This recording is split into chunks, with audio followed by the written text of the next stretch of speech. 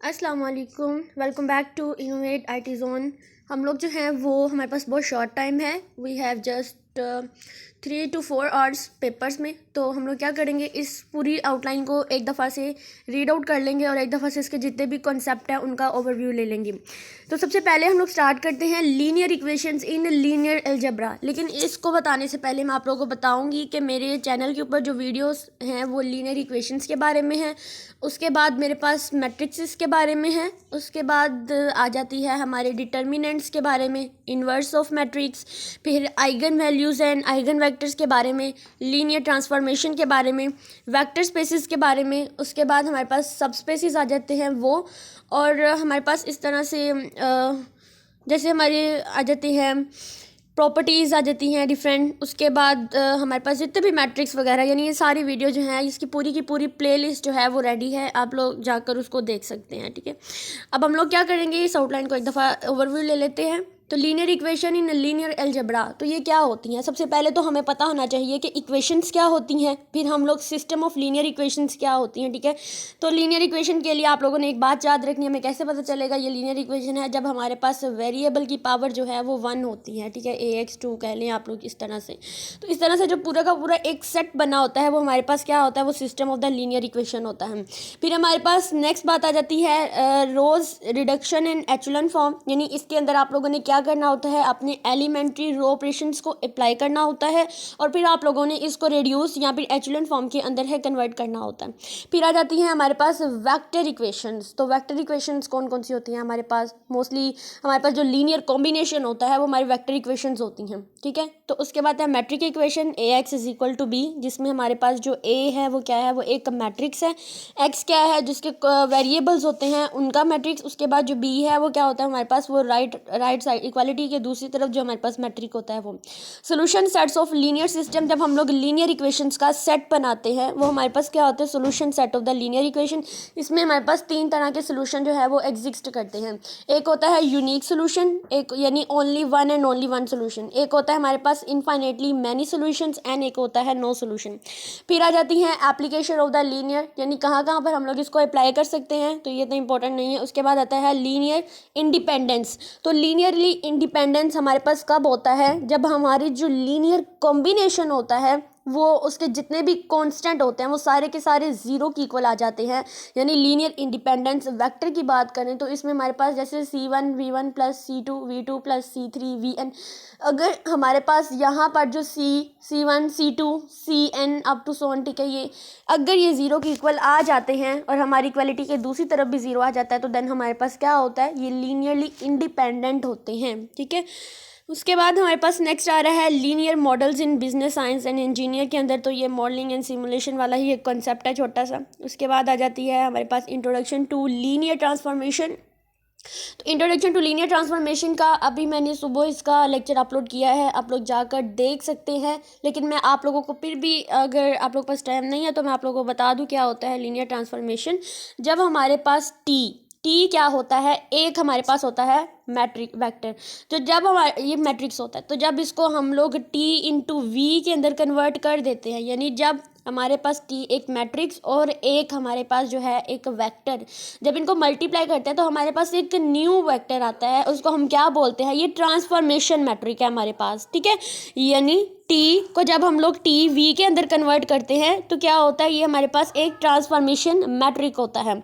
तो नेक्स्ट आप लोगों को मैं बता दूं कि हमारे पास इस टाइप के क्वेश्चन जो हैं वो पेपर में बहुत आते हैं। ठीक है, तो आप लोगों ने इसको याद रखना है कि किस टाइप के पूछे जा सकते हैं। देखो, इस तरह से पूछा जाता है कि R2 है, यानी टू डायमेंशनल वेक्टर स्पेस है, उसको आप R3 के अंदर कन्वर्ट करें और मोस्टली आपके पास जो है वो T भी गिवन होता है। ठीक है, इस तरह से कुछ हमारे पास क्वेश्चन बने होते हैं कि आपने इसको इस चीज़ के अंदर कन्वर्ट करना है। इसका मतलब क्या होता है, इसका मतलब ये होता है कि हमारे पास जो है वो वेक्टर गिवन है, हो सकता है कि वो हमारे पास 2 डायमेंशनल में हो। तो जब 2 डायमेंशनल में वेक्टर होता है तो उसका मतलब क्या होता है कि उसके अंदर 1/2 हमारे पास जो है वो इतनी कंसिस्टेंसी आती है। और अगर हमें उसको क्या करना है, यानी 3 डायमेंशन के अंदर करना है तो ये कुछ इस फॉर्म में आ जाएगा 1 2 और 3। ठीक है, यानी इसमें जो मैट्रिक्स होगा उसको हमें मल्टीप्लाई करना होगा वेक्टर वेक्टर के साथ, उसके बाद हमें इसको इसके साथ जो है वो मल्टीप्लाई कराना होगा और फिर हमारे पास एक न्यू वेक्टर बन जाएगा, ठीक है। और हो सकता है कि ये पेपर में क्वेश्चन इस तरह से आ जाए जैसे x1 है, x2 है, x3 है, आपको सोल्यूशन ऑफ लीनियर इक्वेशन दिया हो और फिर वेक्टर्स गिवन किए हो। वेक्टर किस तरह से गिवन हो सकते हैं इस फॉर्म में, x1 x2 ये हमारे वेक्टर्स होते हैं, ठीक है। और ये हमारे पास कौन से होते हैं, ये हमें मैट्रिक्स के लिए गिवन होते हैं। तो आपने सिंपल इनकी ऑगमेंटिक फॉर्म बनानी है और उसके बाद इनको आपस में आप लोगों ने सॉल्व कर लेना है। तो ये हमारे पास यहाँ पर ये कवर हो जाता है। नेक्स्ट हमारे पास मैट्रिक्स अलजेब्रा, जिसके अंदर मैट्रिक्स ऑपरेशन आ जाते हैं। मैट्रिक्स ऑपरेशन की बात करूँ तो मेरे पास मैट्रिक्स के कौन कौन से ऑपरेशन होते हैं, एडिशन होता है, मल्टीप्लिकेशन होता है, स्केलर मल्टीप्लिकेशन होती है। ये सारे के सारे क्या है, ये मैट्रिक्स के हमारे पास क्या ऑपरेशन होते हैं। इन्वर्स ऑफ द मैट्रिक्स, अब हमारे पास inverse of the matrix find करने के लिए ये डिटर्मिनेंट के अंदर भी हम लोग पढ़ेंगे और हम लोग ऐसे भी पढ़ेंगे, ठीक है। ये सारी चीज़ें जितना मैंने आप लोगों को अपनी आउटलाइन के अंदर यानी अपनी प्लेलिस्ट के अंदर समझाया, ये सारी की सारी चीज़ें वही हैं। जस्ट इतना डिफरेंस है कि उन्होंने हर कॉन्सेप्ट के अंदर, हर टॉपिक के अंदर जो है वो उस चीज़ को एक्सप्लेन किया हुआ है। देखिए अगर डायमेंशनल रैंक यहाँ पर है तो नेक्स्ट कहीं और टॉपिक देखेंगे तो वहाँ पे भी डायमेंशनल रैंक है। जैसे लीनियर ट्रांसफॉर्मेशन है यहाँ पर ऊपर, तो नीचे डिटर्मिनेंट में देखें यहाँ पर भी लीनियर ट्रांसफॉर्मेशन लिखा हुआ है, ठीक है। तो आप लोगों ने इसकी टेंशन नहीं लेनी। उसके बाद eigen values and eigen determinants की बात करें तो डिटर्मिनेंट्स में आप लोगों ने क्या करना है कि 2x2 मैट्रिक्स का डिटर्मिनेंट आना चाहिए, 3x3 का, 4x4 का। इससे ज़्यादा वैल्यूज़, इससे ज़्यादा बड़ी वैल्यूज़ हमारे पास आती नहीं है, ठीक है। अब आ जाती हैं प्रॉपर्टीज़ ऑफ डिटर्मिनेंट्स आ जाती हैं। उसके बाद ग्रामर रूल्स, ग्रामर रूल भी आप लोगों को आना चाहिए। फिर सब स्पेसिस, नल स्पेसिस, कॉलम स्पेसिस। तो सब स्पेसिस क्या होती हैं, मैं इसको थोड़ा बता देती हूँ। ये हमारे पास क्या है, समझे एक वेक्टर स्पेस है। अब इस वेक्टर स्पेस के अंदर जो समझे वी एक लीनियर कॉम्बिनेशन बना हुआ है। अब इस लीनियर कॉम्बिनेशन का जो आंसर आएगा वो एक अलग स्पेस के अंदर जाकर कन्वर्ट हो जाएगा। जो भी इस लीनियर कॉम्बिनेशन से या जो भी इन वेक्टर से जो लीनियर कॉम्बिनेशन बनता है उसको हम क्या बोलते हैं, हमारे सब स्पेसिस होते हैं। और सब स्पेसिस को फाइंड करने के लिए दो प्रॉपर्टीज़ होल्ड करता है हमारे पास। एक होती है कि हमारे पास एडिटिव यानी कि हम उनका क्लियर आ जाए, और एक होता है हमारे पास स्केलर मल्टीप्लिकेशन, यानी इन दोनों को, एक एडिशन को और मल्टीप्लिकेशन को करके, यानी आप लीनियर कॉम्बिनेशन की ही इसकी एग्जांपल ले सकते हैं। उसके बाद आइगन वैल्यूज़ एंड आइगन्स वेक्टर्स। तो आइगन वैल्यू कौन सी होती है हमारे पास, जो लैम्डा थी, और आइगन वेक्टर कौन से होते हैं, इसकी वीडियो मेरे पास डिटेल में है, आप लोग वहाँ पर जाकर देख सकते हैं। उसके बाद आता है ऑर्थोगोनैलिटी एंड लीस्ट स्क्वायर्स। तो ये भी हमारे पास जो है यहाँ पर inner product length, orthogonality, sets, orthogonal projection, Gram, Schmidt process, list. तो इसको मैं आप लोगों को थोड़ा सा यहाँ से हम लोग जो है आप डिस्कस करने लगे हैं, क्योंकि ऊपर वाले सारे के सारे मेरे प्लेलिस्ट में मौजूद हैं तो नीचे वाले नहीं है। तो हम लोग क्या करेंगे, इसको यहाँ पर हम लोग करते हैं स्टडी। तो चलिए स्टार्ट करते हैं हम लोग अपने ऑर्थोगोनल के बारे में। बेसिकली इसका कॉन्सेप्ट क्या है तो आप लोगों के साथ में शेयर करने लगी। तो मैं आप लोगों को बता दूं, सबसे पहले यहाँ पे है इनर प्रोडक्ट। तो इनर प्रोडक्ट क्या होता है, एक वेक्टर स्पेस में इनर प्रोडक्ट जो होता है वो वेक्टर्स जो हमारे u एंड v हैं, ये क्या होते हैं, ये इनर प्रोडक्ट होते हैं। यानी आप लोग कह सकते हो कि मेरे पास एक वेक्टर है u एंड v, ठीक है। अभी ये वेक्टर स्पेस, ये कैपिटल वेक्टर है, वेक्टर स्पेस के अंदर ये वेक्टर्स गिवन है। अभी ये जो u और ये v है, ये क्या है, ये इनर प्रोडक्ट्स होते हैं किसी भी वेक्टर्स की। अब इनर प्रोडक्ट का फार्मूला जो होता है वो स्केलर मल्टीप्लिकेशन, एडिशन और कुछ प्रॉपर्टीज़ की बेसिस पर डिफाइन किया जाता है। अगर मैं इसको लीनियरिटी डिफाइन करूँ, ठीक है, यानी इस इनर प्रोडक्ट को लीनियरली डिफाइन करूँ तो मेरे पास क्या आएगा, इसका scalar multiplication a u plus b v कह सकते हैं, और इस तरह से डब्ल्यू, इस तरह से करके मेरे पास जो फॉर्म आती है। फिर मैं इसको जब सोल्व आउट करती हूँ, यानी अगर मुझे कहते हैं इसका इनर प्रोडक्ट बनाए तो मैं ए को अलग कर लूँगी, तो फिर मैं क्या करूँगी, यू डब्ल्यू कर लूँगी, ठीक है। यानी इस यू को इसके साथ मल्टीप्लाई करा लूँगी, यानी एक वेक्टर बना लूँगी, और इस वी को भी इस डब्ल्यू के साथ बना लूँगी। तो ये मेरे पास थोड़ी सी इनर प्रोडक्ट की फॉर्म में आ जाते हैं, ठीक है। ये ज़्यादा इंपॉर्टेंट नहीं है, इसलिए जस्ट मैंने आपको उसका हाईलाइट बताया। उसके बाद हमारे पास आती है लेंथ ऑफ द वेक्टर। तो लेंथ ऑफ द वेक्टर क्या होती है, बेसिकली नॉर्म, जिसको हम बोलते हैं नॉर्म, यानी वेक्टर वी का नॉर्म क्या होता है। जैसे मेरे पास आ जाता है वी, और ये आगे जो हमारे पास इस तरह से जो ये परपेंडिकुलर पैरेलल लाइंस आते हैं, इसको क्या बोलते हैं, ये नॉर्म है। एक होती है यूक्लिडियन नॉर्म। तो इसका हमारे पास एक फार्मूला होता है। इसका फार्मूला क्या होता है, इसको इज इक्वल कर ले, इसके अंदर हमारी जो इनर प्रोडक्ट होती हैं u एंड v, ठीक है, इस तरह से। तो ये मेरे पास क्या होती है, देखो ये v का, तो इसमें दोनों v ही होंगी। इसके बाद आता है पैथागोरन थ्योरम। पाइथागोरस थ्योरम जो होता है उसके थ्रू भी हम लोग जो है वो इस वेक्टर को ऑर्थोगोनल कर सकते हैं, यानी इसका इनर प्रोडक्ट या इसकी लेंथ जो है वो हम लोग फाइंड कर सकते हैं। अब उसके लिए हमारे पास क्या फार्मूला गिवन है, उसके लिए हमारे पास फार्मूला होता है जैसे u प्लस वी का स्क्वायर इज इक्वल टू, क्या करूँगी, इनको अलग अलग कर लूँगी, u का स्क्वायर प्लस v का स्क्वायर। और इसमें जो u एंड v जो होते हैं ये तब हमारे पास पाइथागोरस थ्योरम यूज होता है जब u और v जो है ये ऑर्थोगोनल होते हैं। अब ऑर्थोगोनल प्रोजेक्शन क्या होता है, अब एक वेक्टर है v, ठीक है, यानी एक वेक्टर v है को एक सबस्पेस है w पर प्रोजेक्ट करने के लिए प्रोजेक्शन वेक्टर होता है, यानी जो हमारे पास एक सबस्पेस w है उसमें वेक्टर v जो है उसको हम लोगों ने प्रोजेक्शन के लिए यूज़ करना है, वो ऑर्थोगोनल प्रोजेक्शन होती है। अब इसके लिए हमारे पास जो फार्मूला गिवन होता है वो आ जाता है हमारे पास कुछ इस फॉर्म में, आप कह सकते हैं प्रोजेक्शन, तो हम लोग प्रोजेक्ट लिख लेते हैं। प्रोजेक्शन किसने, w वेक्टर स्पेस ली थी, सबस्पेस हमने w ली थी और इसके अंदर कौन सा वेक्टर था, u इज इक्वल टू, इसका फार्मूला क्या होगा, u into W over into नहीं सॉरी कोमा, अब इसके आगे ये एंगल ब्रैकेट्स लगी होती हैं, ठीक है, एंगल ब्रैकेट्स w1 w2 यानी इस सब स्पेस के जो भी हमारे पास वेक्टर्स हैं, फिर यहाँ पर आएगा w1 प्लस, आप लोग इसको थोड़ा सा तरतीब से लिखना, यानी सो ऑन ये फार्मूला चलता जाएगा w2 के लिए, w3 के लिए, w4 के लिए and up to so on wn तक के लिए इसका फार्मूला चलता रहेगा। तो ये ऑर्थोगोनल मैट्रिक्स होते हैं, ये w की बेसिस के लिए होते हैं।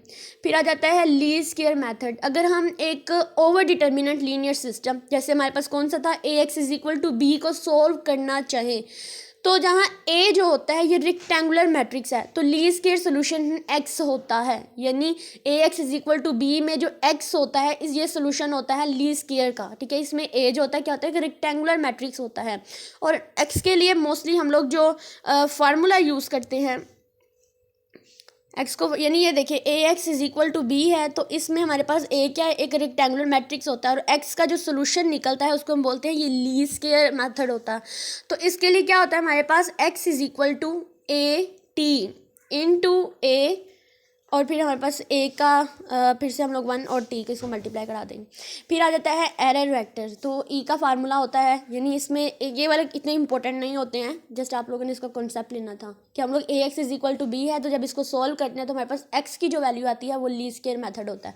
उसके बाद आता है ग्राम स्किमिट प्रोसेस। तो ग्राम स्किमिट प्रोसेस में क्या होता है, एक सेट को जब लीनियरली इंडिपेंडेंट वैक्टर्स को हम ऑर्थोगोनल सेट में कन्वर्ट करते हैं, यानी एक लीनियर इंडिपेंडेंट वैक्टर्स हैं v1 v2 up to so on vn, इनको जब हम लोग ऑर्थोगोनल सेट्स यानी u1 u2 and up to so on un में कन्वर्ट करते हैं तो तब हमारे पास ये वाला प्रोसेस जो होता है ये ग्राम स्किमिट्स होता है। तो इसमें हमारे पास क्या होता है, मोस्टली अब कह सकते हैं कि हमारा जो u1 होता है वो इक्वल होता है v1 के, uk जो होता है वो इक्वल होता है vk के, ठीक है। यानी जब हम लोग इसमें प्रोजेक्शन भी यूज़ करते हैं क्योंकि ऑर्थोगोनल्स में कन्वर्ट करते हैं, जब हम एक वेक्टर्स को एक ऑर्थोगोनल सेट के अंदर कन्वर्ट करते हैं तो हमारे पास क्या आता है वो ग्राम स्किमिट प्रोसेस होता है।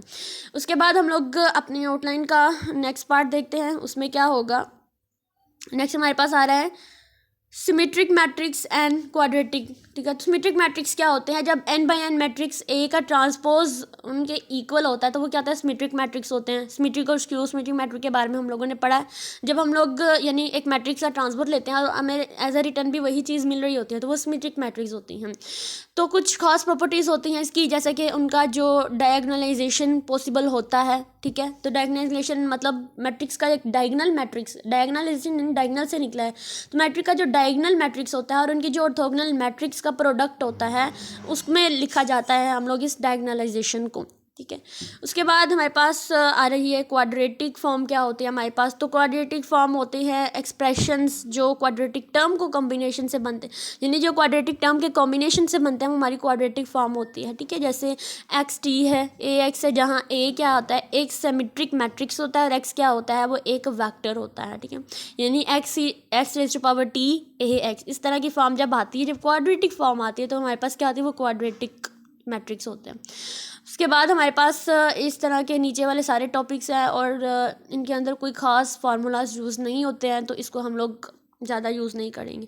हमारे पास आ जाती है ज्योमेट्री को मैट्रिक्स, तो एफाइन कॉम्बिनेशन, इस तरह से ये थोड़ा सा इंपॉर्टेंट हो सकता है। गेम, लीनियर प्रोग्रामिंग, ये वाले सारे हमारे आईटी से रिलेटेड। एफाइन कॉम्बिनेशन क्या होता है कि वेक्टर स्पेस में अगर आप किसी एन वेक्टर का एफाइन कॉम्बिनेशन लेते हैं, यानी अगर ऐसा होता है कि जैसे एक पॉइंट है उसका हमने एवरेज या मैक्स निकालना है, तो अगर हमारे पास v1 v2 up to so on vn vectors हैं और साथ में कांस्टेंट कौन से हैं, अल्फ़ा 1 अल्फ़ा 2, या आप कह सकते हैं a1 a2 a3, तो इनका जब सम लेते हैं तो जब वो 1 होता है तो वो एफाइन कॉम्बिनेशन होता है। यानी जब हमारे कांस्टेंट का और ये वेक्टर्स का जब हम लोग इनको लीनियर कॉम्बिनेशन जब इनका फाइंड करते हैं, जब इनका सम 1 होता है तो तब ये हमारे पास एफाइन कॉम्बिनेशन होते हैं। ठीक है, अब आ जाता है इफाइन इंडिपेंडेंस क्या होता है। अगर किसी सेट के वेक्टर्स का इफाइन कॉम्बिनेशन सिर्फ एक स्पेसिफिक पॉइंट को रिप्रेजेंट करता है तो वो वेक्टर्स इफाइन इंडिपेंडेंट होते हैं। यानी अगर alpha 1 v1 plus alpha 2 v2 plus up to so on alpha and vn, अगर ये इक्वल हो जाते हैं beta 1 v1 plus beta 2 v2 के, या बीटा के अप टू सो ऑन तक जाते हैं, तो इसमें जो अल्फ़ा होता है इसकी वैल्यू जो है वो बीटा के लिए, जहाँ अल्फ़ा और बीटा कांस्टेंट है, तो ये वेक्टर्स क्या होते हैं, इनफाइन इंडिपेंडेंट होते हैं। ठीक है, जब अल्फ़ा बीटा के इक्वल आ रहा होता है तो हमारे पास ये इफाइन इंडिपेंडेंट होते हैं। ठीक है, इसके लिए जो थोड़ा इंपॉर्टेंट लग रहा है तो आपने क्या करना है, लीनियर कॉम्बिनेशन की एग्जांपल ले ले और उसमें आपने बताना है कि इसके जितने भी कांस्टेंट हैं अगर उनका सम 1 के इक्वल आता है तो वो एफाइन कॉम्बिनेशन होते हैं। और एफाइन इंडिपेंडेंस कब होते हैं, जब हमारे पास इनके जो कांस्टेंट होते हैं वो इक्वल होते हैं। यानी अगर एक लीनियर कॉम्बिनेशन लेफ्ट साइड पे है तो एक कॉम्बिनेशन राइट साइड पे है, तो दोनों के जो कॉन्स्टेंट होते हैं उनकी जो वैल्यूज़ होते हैं अगर वो सेम होते हैं तो देन हमारे पास क्या होती हैं, वो एफाइन इंडिपेंडेंट होते हैं। फिर नेक्स्ट हमारे पास आ रहा है हमारा एफाइन इंडिपेंडेंट कन्वेक्स कॉम्बिनेशन। तो कन्वेक्स कॉम्बिनेशन क्या होता है, अगर आप किसी सेट के वेक्टर्स को कंबाइन करते हैं कन्वेक्स कॉम्बिनेशन से, तो वो ऐसे कॉम्बिनेशन होते हैं जहाँ हर वेक्टर का जो वेट है वो नॉन नेगेटिव होता है। यानी आप कहते हैं अल्फ़ा जो है वो नॉन नेगेटिव होता है और सब वेक्टर्स का जो टोटल है वो 1 होता है। यानी कन्वेक्स कॉम्बिनेशन में होता है कि जब हम लीनियर कॉम्बिनेशन में जितने भी हमारे पास कांस्टेंट होते हैं, जितने भी वेक्टर्स कांस्टेंट होते हैं, इन सबको अगर हम कंबाइन करते हैं तो इसमें जो कांस्टेंट की वैल्यूज़ होती हैं एक तो वो नॉन नेगेटिव होती हैं और दूसरा इनका जो सम होता है जो टोटल होता है, यानी पूरी लीनियर कॉम्बिनेशन को सॉल्व करने के बाद जो हमारे पास आता है वो 1 आता है। उसके बाद आता है हमारे पास हाइपर प्लेन। तो हाइपर प्लेन्स क्या होते हैं, हाइपर प्लेन वेक्टर स्पेस में एक हाइपर प्लेन एक n-1 डायमेंशनल सब स्पेसिस होती हैं जो स्पेस को डिवाइड करती हैं। अगर हमारे पास a एक वेक्टर, अब कह सकते हैं एक वेक्टर है और b एक कांस्टेंट है, तो हाइपर प्लेन इक्वेशन हो सकती है हमारे पास। इसका एक छोटा सा फार्मूला होता है, जैसे आप कह सकते हैं a का ट्रांसपोज, यानी ए वेक्टर का transpose x is equal to b, जहाँ पर x क्या होती हैं, एक वेक्टर है जो हाइपर प्लेन में लाई करता है। इसमें आप कह सकते हैं a भी वेक्टर है, उसके बाद x भी वेक्टर है और b जो है ये कांस्टेंट है, और इसमें a वेक्टर का हम लोगों ने ट्रांसपोज लेना होता है। उसके बाद आता है ऑप्टिमाइजेशन वाला हमारे पास मेथड। तो ऑप्टिमाइजेशन में क्या है, matrix games, linear programming, geometric method, linear programming, simple method and duality. Matrix game क्या होती हैं, मैट्रिक्स गेम के थ्रू रिप्रेजेंट किया जाता है वहाँ रिप्रेजेंट किया जाता है जहाँ प्लेयर्स की स्ट्रेटजीज और इनकी जो आउटकम्स होती हैं उनको शो करना होता है। अगर हमें m×n मैट्रिक्स में a को कंसीडर करते हैं, यानी आप कंसीडर करें कि a मैट्रिक्स है और ये m×n का है, जहाँ प्लेयर 1 को स्ट्रेटजीज m और प्लेयर 2 को स्ट्रेटजी n है, तो गेम को रिप्रेजेंट करते हैं। ठीक है, यानी ये मैट्रिक्स गेम हो जाती है। उसके बाद लीनियर प्रोग्रामिंग की बात करें तो ये ऑप्टिमाइजेशन टेक्निक है जहां हम लीनियर फंक्शन को मैक्सिमाइज या मिनिमाइज करते हैं सब्जेक्ट्स को लीनियर कॉन्स्ट्रेंट्स के अंडर। अब जो मैट्रिक मेथड में हम फिजिबल रीजन को विजुलाइज करते हैं जो कॉन्स्ट्रेंट्स के सेटिस्फाइज होती हैं, और फिर हम लोग ऑप्टिमम पॉइंट को, यानी जो हमारा ऑप्टिमम पॉइंट होता है उसको सिलेक्ट करते हैं। इतना इंपॉर्टेंट नहीं, जस्ट आप इसका कॉन्सेप्ट ही ले लें, आपको क्लियर हो जाएगा। लीनियर प्रोग्रामिंग का सिंप्लेक्स मेथड क्या होता है, ये तो इसका ज्योमेट्रिक मेथड था। तो सिंप्लेक्स मेथड क्या होता है कि एक एल्गोरिदम हम लिख लेते हैं लीनियर प्रोग्रामिंग प्रॉब्लम्स को सॉल्व करने के लिए। फिर ये मेथड जो होता है ये फिजिबल रीजन के वर्टेक्स को विजिट करके ऑप्टिमम सोल्यूशन तक पहुंचते हैं। यानी इनका मेन पर्पस क्या होता है, ये ऑप्टिमम पोजीशन तक पहुंचना होता है, ये ऑप्टिमम सोल्यूशन को इन्होंने गेन करना होता है, क्योंकि ये ऑप्टिमाइजेशन वाला प्रोसेस है। तो नेक्स्ट आ जाता है लास्ट वन, डुअलिटी। तो लीनियर प्रोग्रामिंग में डुअलिटी कॉन्सेप्ट होते हैं जो कि कहता है कि एक ऑप्टिमाइजेशन प्रॉब्लम का डुअल फॉर्म, डुअल का मतलब होता है दोहरी फॉर्म। अब डुअलिटी जो होती है इसमें क्या होता है, रिलेशनशिप्स, ऑब्जेक्टिव फंक्शन और कंस्ट्रेंट्स के बीच में जो कनेक्शन इस्टेब्लिश करना होता है वो सारा का सारा डुअलिटी में आ जाता है। यानी ये भी हमारी गेमिंग प्रोसेस में ही यूज़ होता है। तो ये हमारी एक आउटलाइन थी, इसमें मैंने पूरा का पूरा आपको डिस्कस कर दिया है। कोई भी प्रॉब्लम हो देन कमेंट मी, एंड अगर नहीं कमेंट करना तो ईमेल मी, लेकिन इसको लाइक लाजमी करना है जो जो भी देखे, और इसको आगे भी शेयर कर दें। थोड़ा टाइम है, आउटलाइन को समझ लें, देन आपका पेपर हो जाएगा इंशाल्लाह।